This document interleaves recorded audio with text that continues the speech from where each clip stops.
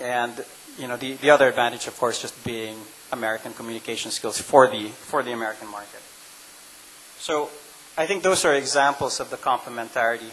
I think I'd like to wrap up and just talk about trends. What do I see as the trend here, and what do I see as the pros and cons for the different kinds of corporate partnerships that you can use, as you emerging companies, look at the landscape out there. I think in terms of trend, it actually is a very, very, I don't know if it's a tidal wave, but there's certainly been a tremendous amount of activity. Mitch here at BPAP has hosted, I don't know how many visiting delegations from India. So there's a tremendous amount of interest in adding the Philippines resources to people already leveraging a tremendous amount of talent here in India.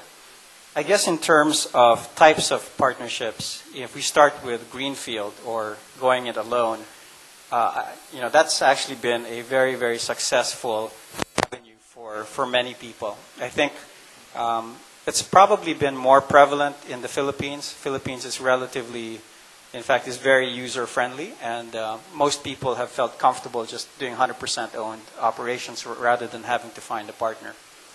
I think in terms of outsourcing, there hasn't been that much, but it's starting to evolve. You're starting to see, for example, in voice, you're starting to see some of the larger players here in India who are saying, look, our core expertise is really higher up the value chain, but our clients still want voice. They're looking to do partnerships or outsource that sort of work to providers in the Philippines.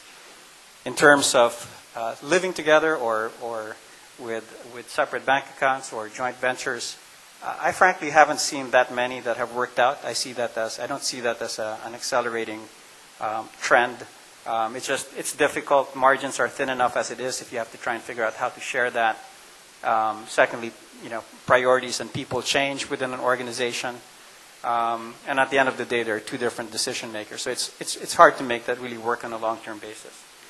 The last category, which is, again, like I said, the ultimate partnership, which is mergers and acquisitions, that's definitely an increasing trend. And I see that happening both ways. You have companies like Hinduja TMT, which acquired C-Cube in the Philippines in the voice space. And then going the other way, SBI several years ago acquired Kolam here in India. We out of Livit have acquired both Affinity and Integrion, really focused on the U.S. Kind of front end, at the same time all the skills and capabilities in India, but then looking to really round out the global footprint, with the build out in the Philippines. So those are my thoughts, and turn it over now back to Sharad, and maybe you can do some Q&A. So thank you. Thanks so much.